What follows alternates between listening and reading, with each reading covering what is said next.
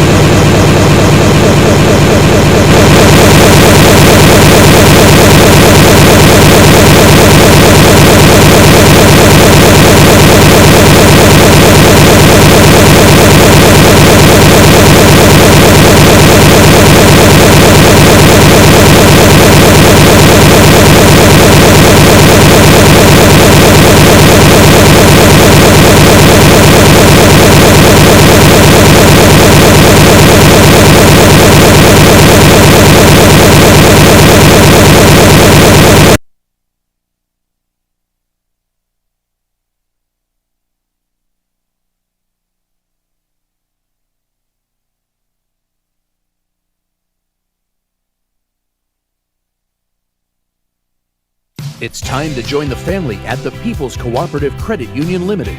We offer savings accounts, deposits, fixed deposits, loans, among other related services. You can even become a shareholder by purchasing a minimum of 50 shares at $5 per share. Membership is super easy and convenient. Just visit our newly opened credit union building on Upper Newgate Street, Monday to Fridays, 8:30 a.m. to 2 p.m. with proof of ID and address, along with $15 to cover registration and passbook, and you'll be set and on your way. For further information, call 462-8888 or 727-2285. People's Cooperative Credit Union Limited. Today, tomorrow, together. I just feel like people not understand me. I don't want. Don't mess with this country, boy, you mess with me. Don't mess with this country, boy, you mess with me. Now where you try? Fair Antigua, we salute.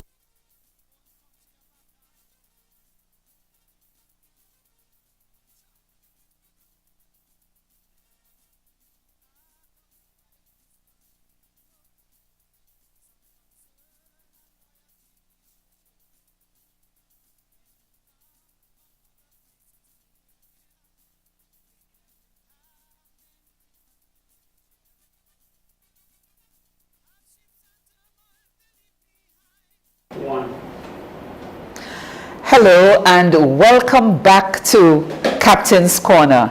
I am Sean Nicholas and I'm here with Harold Lovell, the captain. We welcome you back after our brief vacation, and we're up and running and ready to go. So we thank you so very much for rejoining us for another in the series of Captain's Corner. We invite you at this time to call your friends, call your loved ones, tell them that Captain's Corner is on, and just keep sharing the live. And Harold Lovell, we're back and welcome back. Yes, I'm telling you, it's really good to be back. So we had a little break. Yes. And we're ready and firing. So what has the break done for you? What has happened since we were last here? Well, from the party's perspective, first I want to really big up, congratulate, and to say well done to the progressive youth. I feel so pleased, trust me, it really pleases my heart when I see the bright, energetic, committed, loyal, patriotic Antiguans and Barbudans who have rallied with the United Progressive Party. The whole idea of the progressive youth is, you have to say, an idea whose time has come. We have just the right set of young people, and a few weeks ago they had their first youth assembly, and that came out very well. They had, I think, somewhere between 60 and 80 young people who were present that night, and they were able to begin that whole process of getting themselves well organized. Of course, we know they've been around, but this was like a formalization of the previous meetings and the hard work that all the young people have been putting in. But I just also want to say that on Saturday this week, they'll be holding the Youth Symposium. And we're going to hear from some of our youth candidates who will be presenting positions and policies of the party. And we're also going to have a number of young people from all over Antigua and Barbuda who will be discussing the way forward and the way it will impact young people. So big up to Progressive Youth.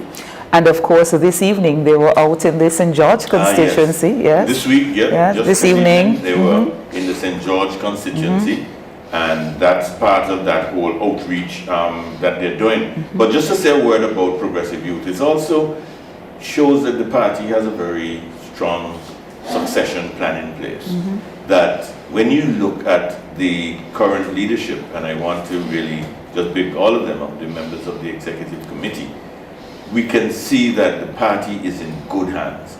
In a matter of years, these are persons who will be taking over the leadership of the party.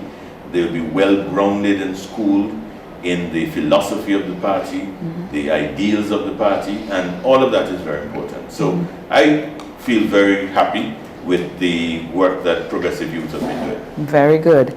And in terms of you and your outreach, I know we're going to talk a little bit about Carnival, but I've seen the photos making the rounds that you have been out doing your own bit of socializing during the Carnival season. Well, yes, I made it a point to get out there and to feel the pulse and really get a chance to listen to people, and that was something that I really was happy that I was able to do. There were several other candidates who were out as well, and we were able to interact and really feel the pulse of people. And I can tell you, people out there are suffering. And they tell you the issues that are affecting them, but we'll come back to that in a minute. But I just want to say, yes, I'm very happy that I was able to be out there and to really mix and mingle, and I love to be around people, and so being around people and just listening and socializing, I love that. Okay, well, we are 2 days after the hosting of our annual summer festival Carnival, and of course this year was the return after the 2-year hiatus owing to the COVID-19 pandemic. And you listen to the reviews, and you get mixed reviews. There are persons who said, okay, it was okay. There are others who said that those in authority did not get a lot of it right. What is your perspective or perspectives as it relates to they relate to our just concluded Carnival celebrations? I don't think the government gave the people a product that we can feel really proud of. And I don't buy this excuse about COVID. In fact, the fact that the Carnival was off for 2 years, are we saying that persons, that the ministries went to sleep? Are we saying that the government itself didn't use the opportunity to ensure that we were engaging with stakeholders, building relations with the private sector, making certain that we would have a carnival that would be memorable? There was enough time. And one of the things I want to highlight is the absence of any real private sector participation in Carnival. I think that's shocking. And it shows that the economic situation in the country, no matter what the government is saying, it shows that the economic situation in the country is dire. That there was no private sector participation. You look at the floats that came out at the opening of Carnival, and it was all the statutory bodies that had to get in there in order to make things work. That's not the way Carnival has ever worked. That's not the way Carnival works. But what I would say is that a lot of the fetes were very well organized, very well executed. It's a product that we have to look at in terms of the future. We have to look to revive that idea that we had in the Ministry of Tourism many years ago, making Antigua the events capital of the Eastern Caribbean. And it was clear to me that we have people in this country capable of organizing and producing at the very highest standard. There can be no doubt about that. Down at the breakfast fete, Gypsy was performing, And he said, and he's a Trinidadian, well, a Trinidadian who has some Antiguan connections, but he said that to him is one of the, in fact, he said it's the best of that type of event, and he would know. So we're up there. We now need to find ways to market the product, all of these things collectively. Antigua and Barbuda, we have a great product, and we can make this country the events capital of the Caribbean.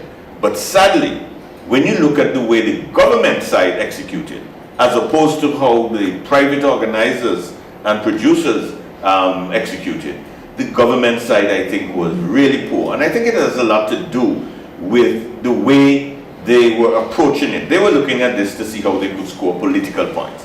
They were not looking at this from the point of view of an exposition of our culture, of marketing Antigua and Barbuda, bringing our entertainers to the fore, and making certain that we can develop and grow the entertainment industry in this country. They were not doing that. And so there were a lot of little things that just point to that fact. The whole issue with the route, you have a prime minister contradicting the minister responsible for Carnival, and they're having a public spat over the route. It shows that they're dysfunctional. That should not even be a matter that cabinet is spending time over. Get people who know about Carnival, get people who study the whole thing, get the police involved, the vendors involved, the truckmen who carry the bands involved, get everybody who has an interest involved, and get them to come up with what's the best for the country. Not cabinet giving it a political flavor. Cabinet should stay out of that. They should have more important things to do. Then, you know, again, I want to make it clear, I'm nothing against the young lady, but the Labour contestant ends up in our Caribbean Queen show. Never happened before. Then you have somebody who participated in the Calypso finals. I don't know how he got in there. It must be the lyrics that got him in there. But suffice it to say that I don't think there's anybody who would doubt that he came an undisputed last. I mean, he was out of his depth. I mean, what was he doing there? Just there to advertise and promote the Labour Party? I mean, ridiculous. And then you look at the promotions. All the mentions of any radio stations at all the shows were all the ALP aligned radio stations. The other radio stations, Progressive, Observer, no mentions, no advertising done there, and so the promotion obviously fell short because it was politicized. And what they were trying to do is to really weaponize Carnival for the benefit of the Antigua Labour Party, and it didn't work. It didn't work. Most people, and I'm sure you've heard me say that, Carnival Monday, Juve, cannot flop. Because even if there was nothing, people would steal, people would beat, bottle and stone and spoon, whatever people have to do. People, the masses of our people will come out. But I don't think they got what they deserved. What they got was a shoddy product. And we need to make it better, and we will make it better. And we have a grand vision for linking Carnival with tourism. We're not going to give the details tonight. Okay. But trust me, we have a wider vision as to how we're going to transform Carnival and really make it a top-class festival. And bring back some of the glory days, because there was a time when we were indeed the greatest summer festival. But sadly, it has been on decline for several years. And I think this year, unfortunately, the government showed that they sought to just give us a rush job, and it didn't work. And a lot was left, and people were left wanting more, yeah? Okay, but there have been so many other issues in the news before and even now after Carnival. And I am casting my mind back to something that was very much circulating on social media, where there is a case where a local bank has a case to answer, where a depositor has taken a bank to court. And I know the financial sector is a fragile area, so I'm just saying that there is some growing concern for the banking sector in particular. And we have not heard anything at all coming out of that. I don't know how much you'd want to say on that. And then I want to get to the whole issue of ECAB and the government shares in ECAB. But I'd love for you first to comment on what seemed to be happening in the local banking sector. Right. There's cause for concern. And as you quite rightly said, the banking sector is a very fragile, very sensitive sector. And so one always has to be very careful and measured in the kind of words that we use. But there are a number of flags, and we are entitled to call on the government to make some sort of statement to allay people's fears and to let people know what is going on. When you have a major depositor suing a bank and suing the CEO and chairman of that bank, that's a major problem. I mean, suppose you had to sue, whichever bank it was in Antigua because you can't get your money. That's a serious thing.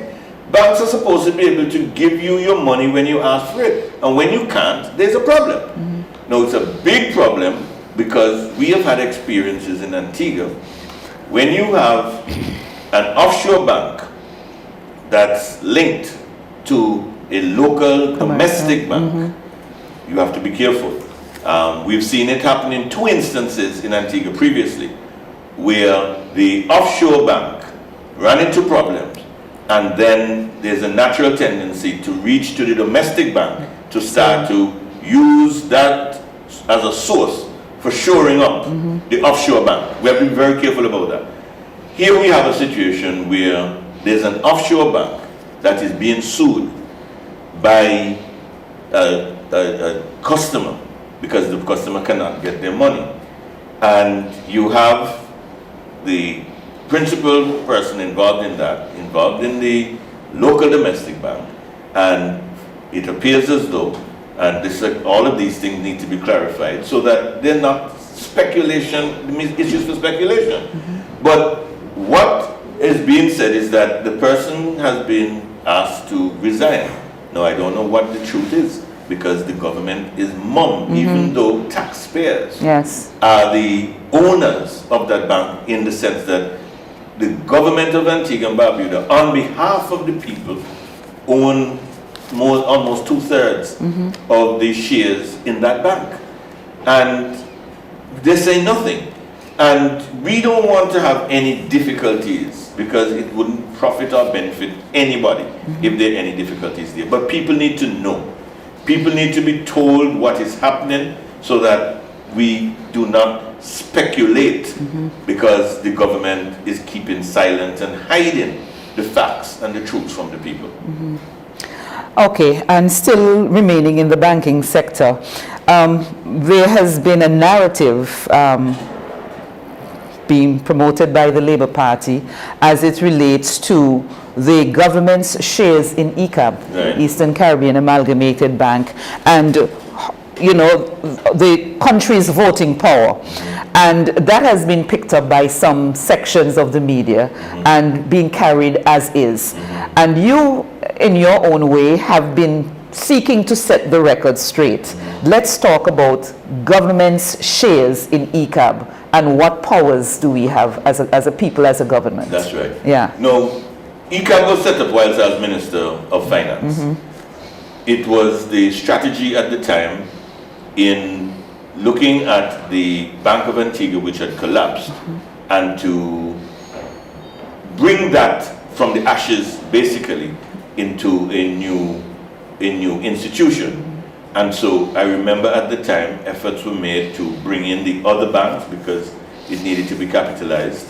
And so the government of Antigua and Barbuda is the principal shareholder with 25% common shares. Now, I don't want people to get all, wondering what the common shares and that sort of thing. Common shares just mean the ordinary shares that you normally have in a company. And with those common shares, you can vote. Yeah. Now, the government has been promoting this idea that they need to get the preferred shares or the preferential shares in order to vote. Now, preferential shares, you don't have voting rights, and you can get back your money from the shares that you have as preferred shares. You are a preferred shareholder. However, you don't vote. But we have already more votes than any other entity in ECAB. And so at that time, a number of institutions, other banking institutions were brought in. Bank of Dominica, there's a bank in St. Lucia, a bank in Grenada, ACB, bank in St. Kitts.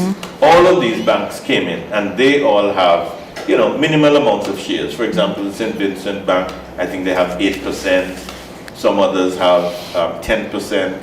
ACB has 15%. But the government of Antigua and Barbuda has 25%. It's more shares than anyone else.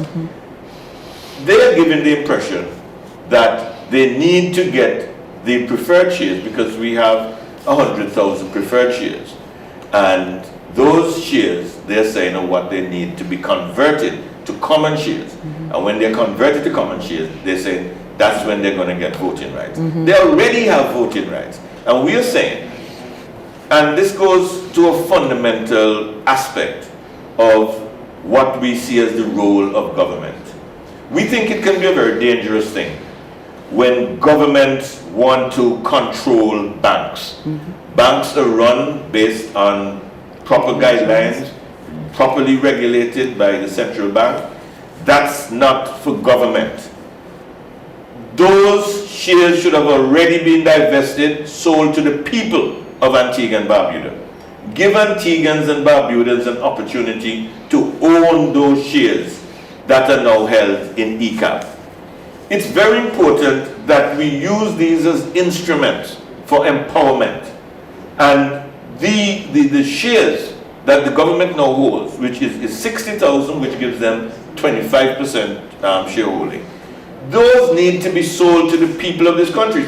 Some people believe that when you talk about local ownership, or when you talk about ownership by the people, that it has to be the state. It does not have to be the state. It does not have to be the government. It can be the ordinary people of Antigua and Barbuda who are incentivized and encouraged to buy shares in ECAB. They sold shares in West Indies Oil. We don't have any difficulty with that, because that was part of the vision that we had, that the Prime Minister had to admit when he had the recent event over at West Indies Oil, when he said that it was in the Baldwin-Spencer administration that the whole idea of buying the shares in West Indies Oil came up. And the idea at that time, which was put out in our manifesto in 2009 and again in 2014, was that whole principle of divestment. For example, state insurance, we were the ones who made state insurance into a corporate entity so that we can divest it and get people to buy. We had the same vision for West Indies Oil, and similarly, this is the way that we would also see ECAB, right? So that we would have shares in that institution and sell those shares to people to empower people. And your take on the Prime Minister publicly attacking, for want of a better word, the board at ECAB and asking them to fall in line? Oh, that's terrible. And that in itself should send a signal why he should never get his hands as a majority or a major shareholder. Because if he gets his way, he will have, as Minister of Finance and Prime Minister, 47%. So he only needs to encourage maybe one other small shareholder, and then with 51%, they can make all the decisions they want. It's a very dangerous thing, very dangerous thing. The government has shown, I mean, you look at what they've been doing, even with CUB, you know, the sort of sleight of hand. Yes. They put in $30 million, and then right after they put in $30 million, they take $30 million out. So now you see me, now you don't, little Tommy Tucker.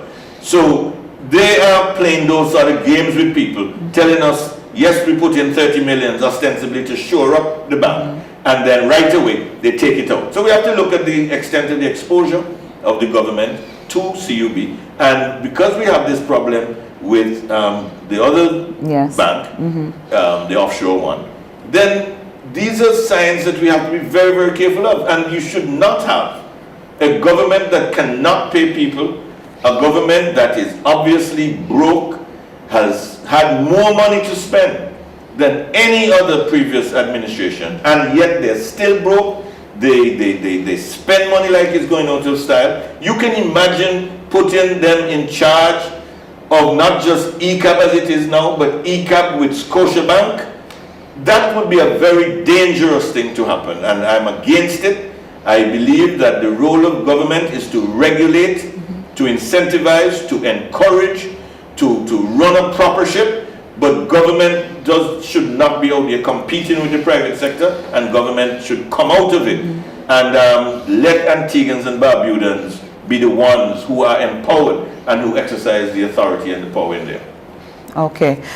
Another issue that was in the news up until today, I think, the whole idea of some Nigerians coming in to invest this time in an airline. And I am being reminded that it wasn't too long ago that we were told that a Nigerian general was supposed to have done, was it a safari hotel or something to that effect? What are your thoughts on this? Is this another pie in the sky, or is it something that we should look forward to? I'm sorry. I mean, this is one of the sweetest jokes, I believe, to have come out since Christmas. That you heard this one about the Nigerian generals. Yes. Well, you know, when people heard about the generals, and I just said, no, you have some generals coming to Antigua, they say, to build hotel. You ask yourself, where these generals getting all this set of money from? So I won't say too much about that. But suffice it to say, we are looking for reputable investors. So I don't know what has become of the generals. I don't know what their source of funds would be. But I just know that we heard a lot of hullabaloo, and now we're not hearing anything. Gone quiet. So now here comes this this idea of somebody coming to build an airline, to develop an airline in Antigua. Has anybody ever heard of this man? Has he produced, I mean, in all that they're saying, you'd expect them to say, this person has a track record. This person ran such and such an airline. They invested in blah, blah, blah, etc., etc. So that you know you're dealing with somebody who has a reputation in that field. But they're now telling us that this person is going to be starting this airline, and that is all that we know. And I have a pretty good idea. If I was a betting man, I would bet my money. Just like the generals that were supposed to be investing out at Willoughby Bay, you will hear nothing further about this so-called African airline, Antigua Airways, that's going to be based out of Nigeria. These are just pie in the sky things. You have somebody who's coming to Antigua, probably trying. I mean, I don't know this person, so I don't want to say anything about them. I just know that in all that they've published, you cannot see any track record that this person has done this before, has done a good job, and so you know who you're getting into bed with. So I'm not going to hold my breath. Let me put it that way. So with us being this close to an election, are you expecting other such announcements coming in the days and weeks ahead? You're going to hear these almost on a weekly basis. You know, there was Jolly Beach. We've spoken about that. There was the man with the 300 million. There was the man with the 200 million. There was Rob Barrett. There was Apple Leisure Group. The Prime Minister and Mr. Fernandez, they call it Apple Vacations. They don't even know what they're talking about. Apple Vacations does not run hotels. It's the Apple Leisure Group. But anyway, be that as it may, when you don't know, you just don't. So we then heard about them, and then we heard that Sanders was interested. So we're just hearing all of these things, and they're just running around in circles. They said they were going to sell it. And it's after they have already advertised it for sale, have already brought buyers to the table, then they realize that there is a charge on the property and it cannot be sold. So nobody in that cabinet thought it prudent to say, is the land free and clear? Can it be sold? I mean, they are a bunch of jokers. They're a bunch of jokers. Let me tell you, see, I'm sure they put on their shoes back to wrong foot. They're a bunch of jokers. Really strip it. They're good talkers.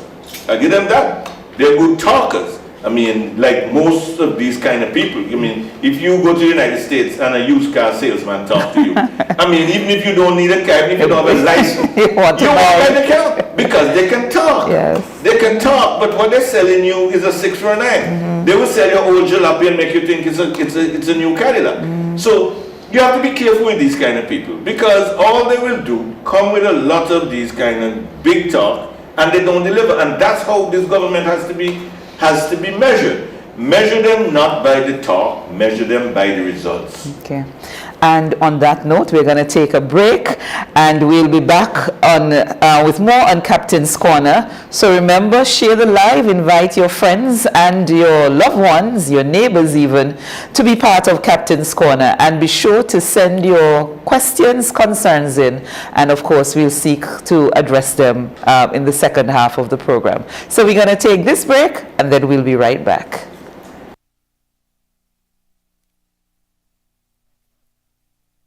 It's time to join the family at the People's Cooperative Credit Union Limited. We offer savings accounts, deposits, fixed deposits, loans, among other related services. You can even become a shareholder by purchasing a minimum of 50 shares at $5 per share. Membership is super easy and convenient. Just visit our newly opened credit union building on Upper Newgate Street, Monday to Fridays, 8:30 a.m. to 2 p.m. with proof of ID and address, along with $15 to cover registration and passbook. And you'll be set and on your way. For further information, call 462-8888 or 727-2285. People's Cooperative Credit Union Limited. Today, tomorrow, together.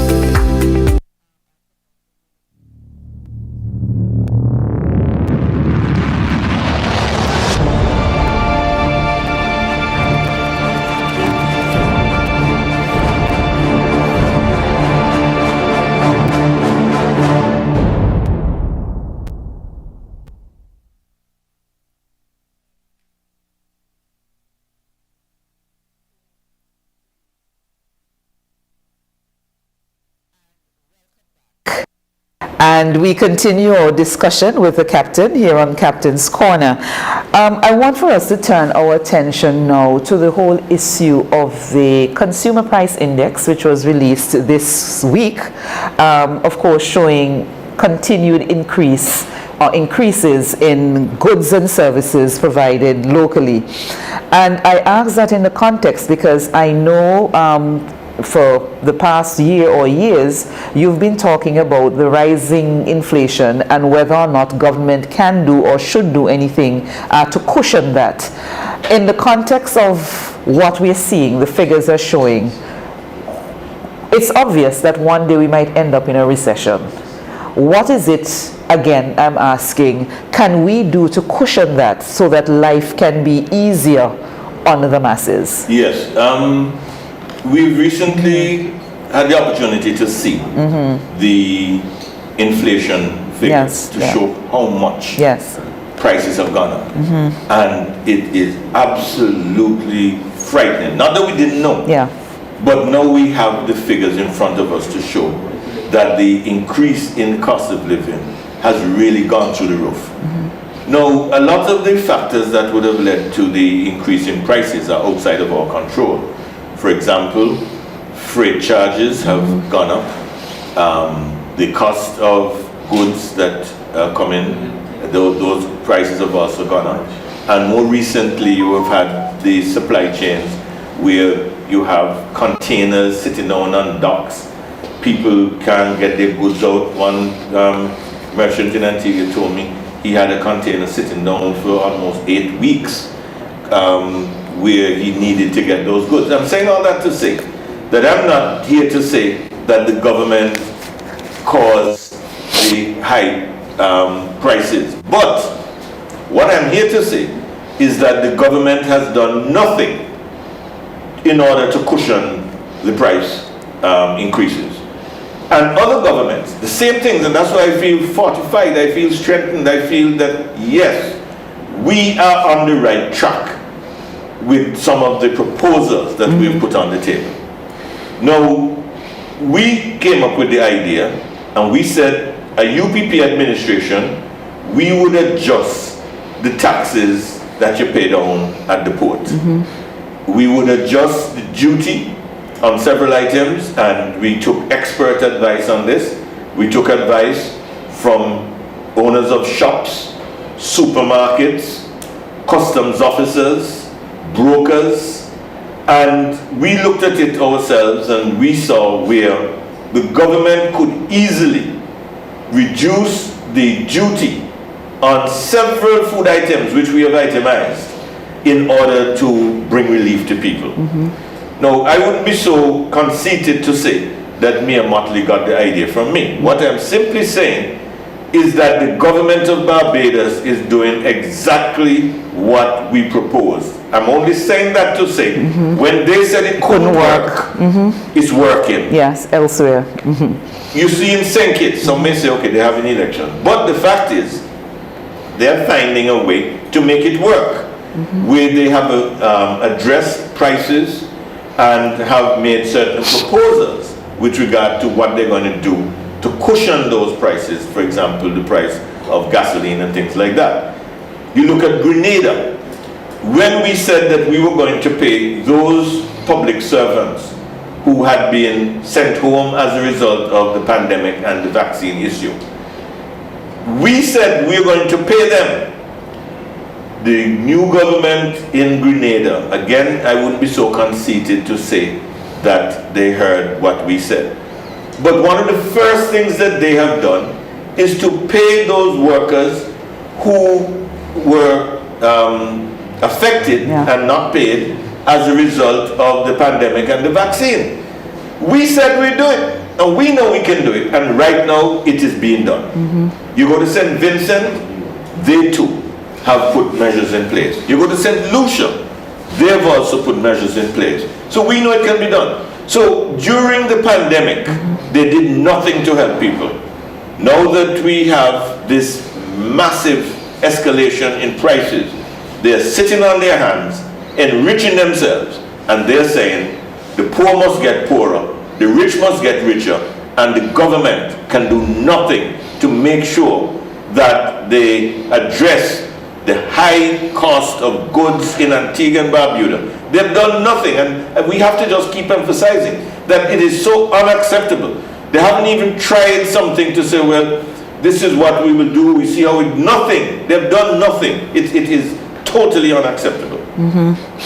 Okay, if I can just go to one of the comments coming in on the Facebook feed. This person said, we are back to the original plan to liquidate Liat. What is to become of the workers' severance? Yes. Now, this issue of Liat, we have spoken about it. I haven't heard the full details as to what the liquidation plan is. But what that writer is saying, and I agree, what about the workers?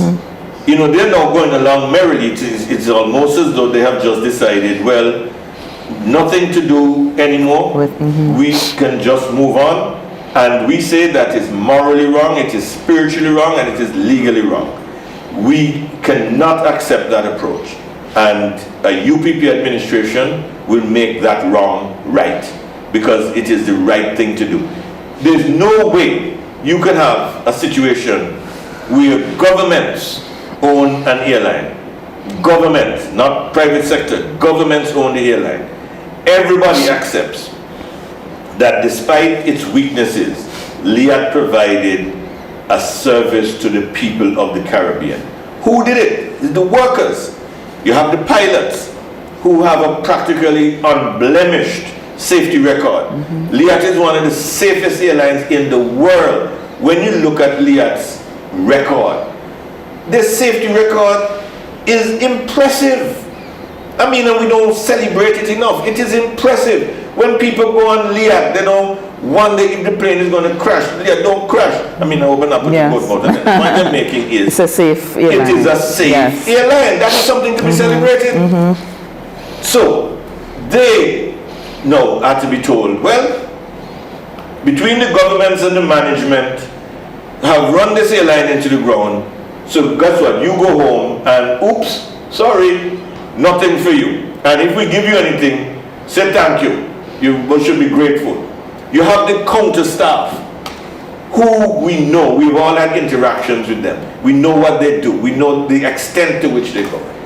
No joy or no comfort for them. The engineers, again, the safety of the airline, not only the pilots, but the engineers. These guys and women are putting aircraft in the air that don't come down unless you put it down. That's a good thing. So with all of that collective skill, you're telling me that we just send them home and say, well, you know, it's tough, it's a hard world. Whoever told you the world was fair? You know, this is not good enough, and we'll do something about it. But we have a wider vision, and I've explained that more than once. We have a wider vision because Liat has to be downsized. I don't think anybody's arguing about that. Liat has to be downsized. But what do you do with that pool of expertise and skill, that pool of talent? What do? Do you just leave that and say, well, these are just displaced workers? We say no. We will find a way to retrain, retool, and reorganize the workers of Liat with the skills that they have in aviation and develop a vibrant aviation sector, aviation services based on cargo, based on training and education, and based on repair and maintenance. And we will, that's the general vision. Of course, we run this through the technical people, the people who have the knowledge and the expertise, and we ask them to formulate that now into a workable business plan and go forward to the world. Start with Antigua and go out and get capital to put into that and make that into something that can work for Antigua and Barbuda and create a new vibrant economic sector that's sustainable with good paying jobs and which will put Antigua on the map. So that's two things we're talking about so far, making Antigua and Barbuda the events capital of the Eastern Caribbean and making Antigua and Barbuda a center for aviation excellence, delivering aviation services second to none anywhere in this part of the world. We can do it. We have the brain like anybody else. We have the capacity like anybody else. And it's a vision that we need, a vision to transform this country, creating new economic sectors and empowering our people to drive those sectors. We can do it. Okay, for a light moment, someone on the Facebook feed says, we are 32 days away from the grand opening of Jolly Beach. He said, that's the PM, said 60 days ago since the 6th of July. Sorry, he said 60 days? 60 days. So we are 30. Said that the 3rd of July. The 6th of July. So this person is counting down towards the grand opening of Jolly Beach Well, Hotel. let's see. Let's see. I mean, when he said 6 weeks, 60 days. 60 days. 60 days, right? yes. Yeah, when he said 60 days, I said, I mean, I'm in touch with people who are doing work out there trying to source and procure goods and services and so on. I mean, 60 days. That means that you had all your ducks in a row already. Even in the best scenario, I mean, let's see what happens. It's probably going to be, I hope it's not going to be a bum job. But to try and even get 100 beds out of anywhere right now is a nightmare. To get almost anything to equip the hotels is a nightmare. You have containers, as I said, sitting down on docks. You have bottlenecks in some of the major ports. It's really very difficult at the moment. But again, desperation and lack of knowledge. So he's just talking out of the side of his mouth. But let's see. Let's see. I mean, you can always open up. You can always open up. But what type of opening up are you going to have? So 60 days, let us see. Okay. I don't want time to run out on us without us talking about the campaign and where we are in the campaign, because of course the Prime Minister has been giving a number of hints as to when the election date will be called. But I know that the UPP has a document that you'll be making public, or we'll be making public very shortly, the UPP Book of Achievements. Without disclosing too much, I'm giving you that opportunity to talk a bit about it before the official launch, ahead of the launch next week. Oh yes. Yes. I mean, this is definitely going to be a very proud moment for the party. I'm very happy that I was with the party for the 10 years that we managed to do so much. When we said that we were going to put a book together to list our achievements, I believe at the time it was no more than a dozen pages. It was really just going to be almost a flyer. A booklet. A little booklet. Yeah. This thing has now ballooned into something like 80 pages. And it's solid achievements down the line. I mean, I feel very proud. It shows that when we say we can do something, we have demonstrated our capacity as an organization. We're clearly not just a just come party without a solid track record. And so the Book of Achievements, we ask everybody to look out for it. It will be in a downloadable form, a digital form, online form, and then later we are going to move to another level where we're going to do a coffee book type publication. Coffee table. Coffee table publication. So it's all good. And then after we've done that, then we're going to start to focus now. Having seen what we have done, then it should be just about the right time for us to begin to plan the launch of our manifesto. The answer might be obvious, but I'll ask nonetheless. Why the need to publish a Book of Achievements? Yes, we felt that it was very important to publish this Book of Achievements because what happened to the PLM will not happen to the United Progressive Party.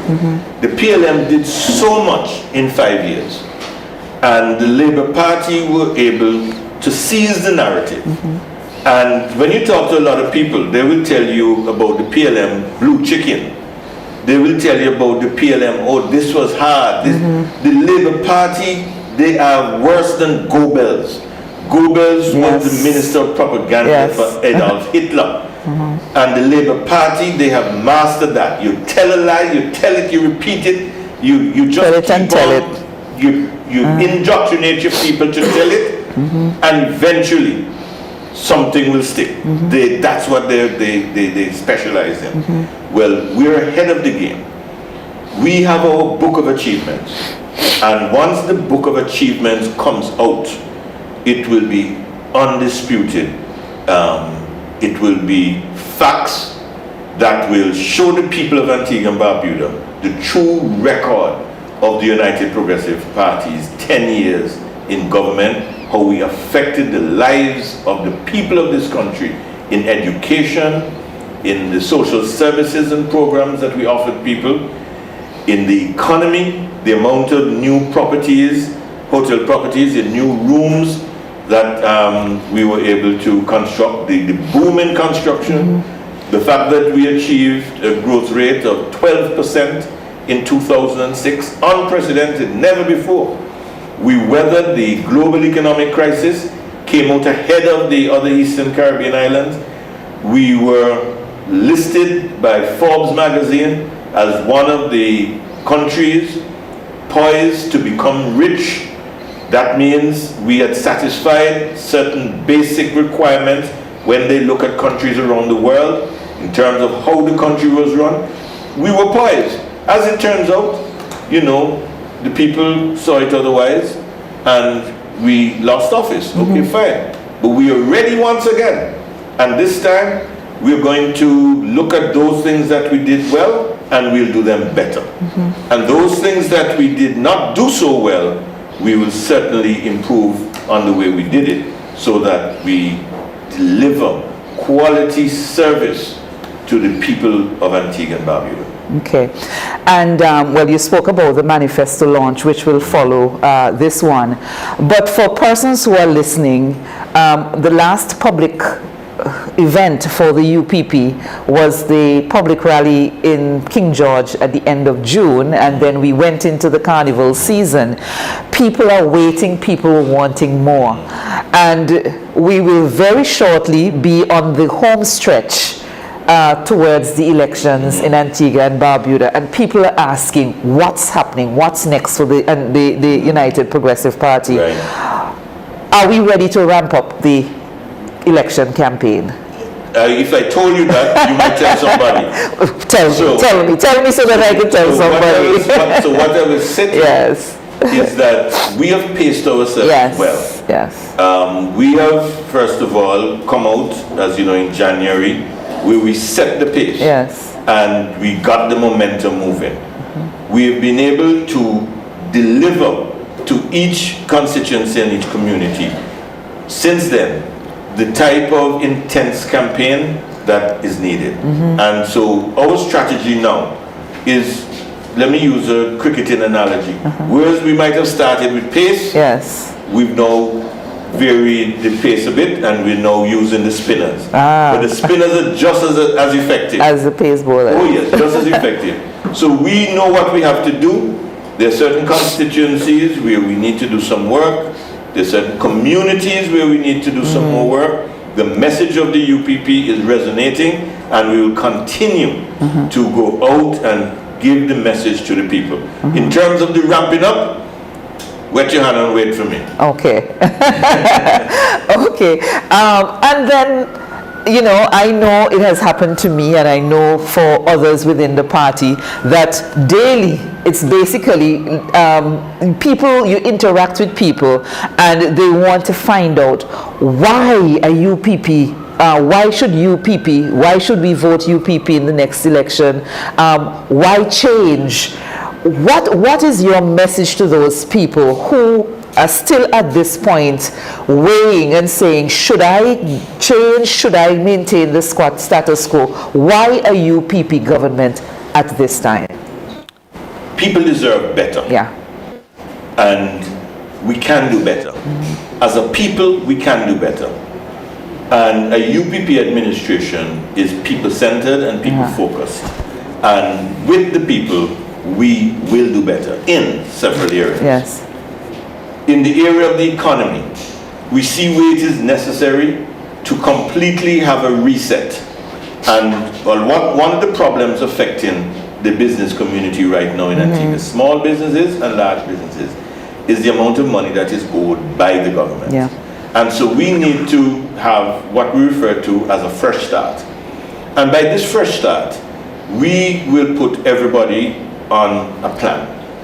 If you're owed money by the government, we say, okay, see how much it is? We can, once everything is verified, of course, we can pay you in a year. We can pay you in 6 months. Or some other months, we say we can pay you over 2 years. But it's not going to be just call us back in 2 years and we'll see what we can do, because that's what's happening now. We would create bonds. So for you, we owe the money. We say the bond matures in 2 years' time. That's when you're going to get the money. We convert it into a bond. Yes. And the bond will mature, say, in 2 years' time. So if we owe you $100,000, you're going to get your $100,000 in 2 years. Okay. In the meantime, some persons, we may say, we can pay you half up front.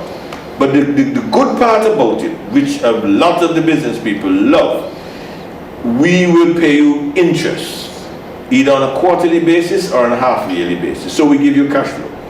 So you have something that you can work with, and then over a 2-year period or a 1-year period, as the case may be, then you get the full amount. Now, the reason why that is so important is what's happening now that's killing everybody is the uncertainty. Yeah.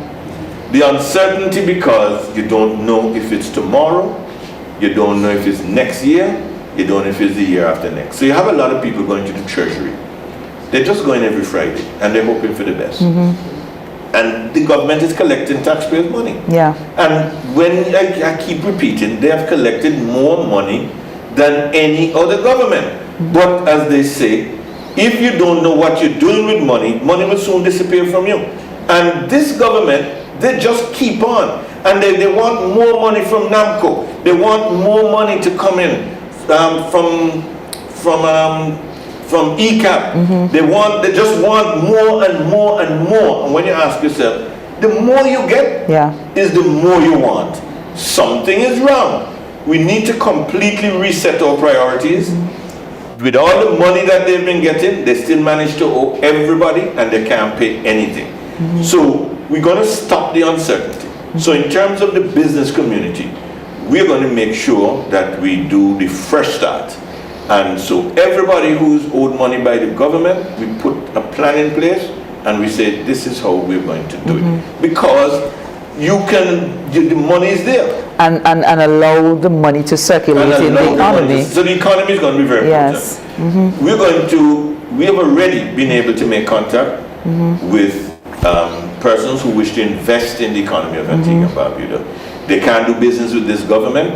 If you notice, they've not been able to get anything off the ground because they don't know how to get things off the ground.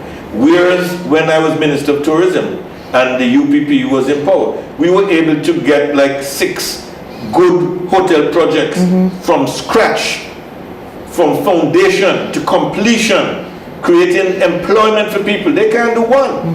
There's Royalton, and Royalton came with the UPP. Yes. And that's the only thing that they can talk about. There's the Peace, Love and Happiness project in Barbuda, and you know that has been shrouded in a lot of controversy and so on. But the point I'm making is this: they have not been able to get anything off the ground. We will be able to do like we did before, get projects off the ground. So there will be investment, but our focus is also going to be on local investment, finding ways like the entertainment industry. Man, that's going to be something that I will enjoy doing. You see the way local private sector did all those entertainment projects over Carnival and leading up to Carnival. Well executed, world-class projects. Well executed. You can, anywhere in the world, people come and can enjoy that as a world-class project. That has to be monetized. That has to be structured in a way that we're going to give incentives. Don't just say, oh, because you're making money, you have to pay this tax. We will abolish the entertainment tax. Because we never enforced it. During the UPP's time, we never enforced it. Because just like you incentivize hotel construction, when you want to bring hotels, you have to give concessions because you want to incentivize. You want to make it so that people want to come and invest. Well, if we want to grow the entertainment industry, we have to sit with all of the folks who are in the business, and we're going to find a pathway so that we can make this big, so that everybody's going to benefit at the end. The bigger their product is, the more successful their product is, the more people are going to come to Antigua, hotel rooms are going to be full, the taxis are going to be working, the rent-a-cars are going to be working, and don't talk about the hair and the nails and the eyelash. All of these things will sell off. So the whole point is you've got to get money circulating, right? I mean, I'm not, necessarily promoting those things. I'm just saying that's what people are into, and it's harmless. So go with it. Get the economy moving. So talk about aviation. We've spoken about agriculture. We've spoken about the development of agro-industrial business based on some of the products that are going to waste. It needs a vision. We can do it. We have the capacity to do it. So the economy. I know this is a very long answer, but bear with me. So the economy is going to be very important. Secondly, will be the social programs and services, because we have to make sure that we take care of our people. So we have to get social security fixed. End this nonsense where people can't get their pension after a month and so on. It is the most vulnerable that they're hurting. So we need to fix that. We need to make sure also that all the other programs that are currently available for people, we improve on those programs in terms of the delivery of those programs. So the social services side of things will be very important. Health, we would like to improve what's happening at Mount St. John right now, and that's going to be another area of focus to cut down waiting times, improve services in the emergency room, and focus on getting it right. We can do it. Water. get that, not by saying to people, oh, in 14 days, Yes. water problem will be fixed. The water problem can be fixed, but it has to be a structured plan. A structured plan whereby the three main pillars, you're going to look at where the water is coming from, the source, and get those with the experts, local experts. You have Antiguans who live abroad. Put all the heads together. We must be able to fix this issue, not by politicians saying this is the fix, but by getting the people who know how to fix it in one room and come up with the plan. Okay. So looking at the source of water, looking at the distribution network for water, whereby we would have a clear plan in terms of replacement of pipes. If we're doing it in the south, the east, the west, and north, a clear plan how we're going to do that. And storage. Storage is very important. Get the current storage tanks operational, build more storage tanks, and get storage so that you can feed the water to people so that we can get the problem fixed. This is not a major problem. This is a problem of leadership, and it's a problem of poor management. And I place full responsibility at the feet of the government. So these are some of the areas that we'd have to be looking at, but I haven't mentioned so many other areas like the pathways in sporting careers for our young people, under the economy, the whole question of getting young people into business through the YES program. I mean, I could speak for another 2 hours. That's okay, because we have some concerns coming through as well. This person sent me earlier, and send it again, which is to make sure that I ask you, what is Mr. Lovell's view about the statement made by Minister Malwin Joseph about a number of our children dying from COVID-19? He should be ashamed of himself. He should apologize to the people. He's going fully, right? I think that's the problem. Some call it senile. They have all kind of words for it. He's going fully. How you going to go to Barbados and tell people in Barbados how you have seen many children die of COVID because they catch COVID from their parents? Nonsense. He was just talking out of turn or talking out of his head, one or the other. Okay. Short and simple. Another question: the Diaspora is a resource that can be tapped for assistance in our development. How does the UPP plan to utilize this resource? Very good. We have started a program already. Yeah. And I think the UPP currently has a better relationship with Antiguans and Barbudans living abroad than any party at any time in their history. I'm very happy that this is not just an overnight wonder. This is a strategy where we understand that Antiguans and Barbudans, they've gone abroad, they have improved themselves, they have skills that we can use, and we will put structures in place so that we can tap into those skills. I'm looking forward to it. It's, as I said, it's not just an overnight thing. We've been working on it for a long time. We have already promised that in the office of the Prime Minister, we will have a Department of Diaspora Affairs, which will be looking into how we can get Antiguans and Barbudans more involved, the use of technology in particular, where some people may not have to come home, but we can utilize their skills from where they are. We have a great plan to utilize the diaspora. Okay.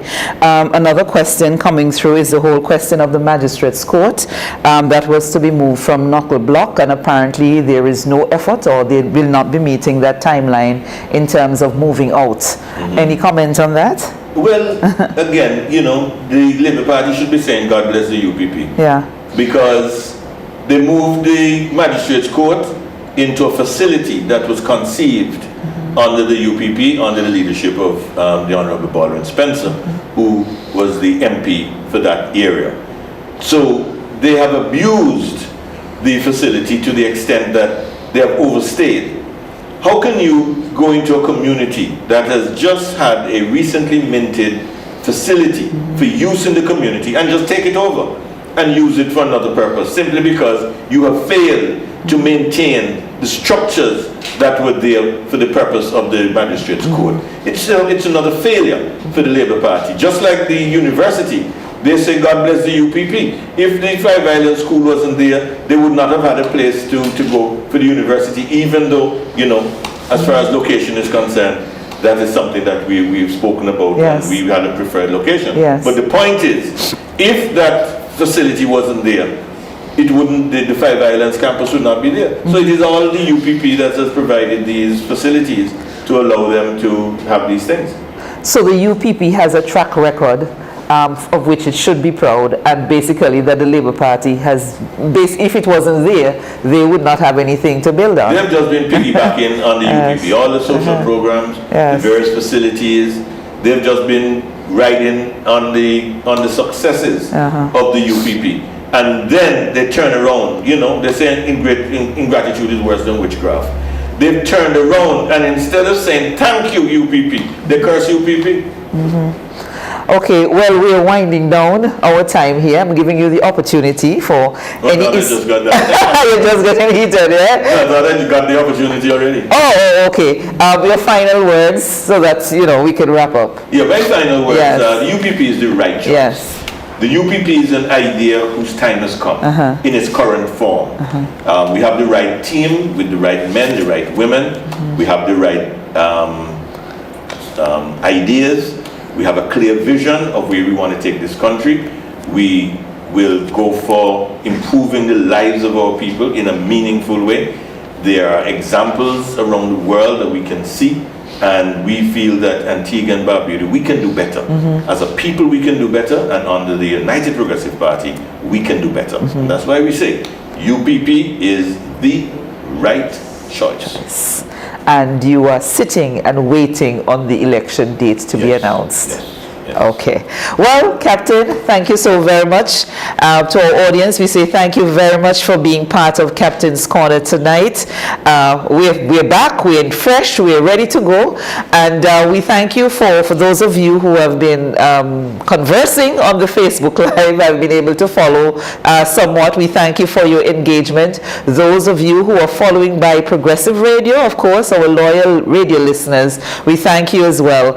And until we come your way again next week, I'm Sean Nicholas saying goodbye. It's time to join the family at the People's Cooperative Credit Union Limited.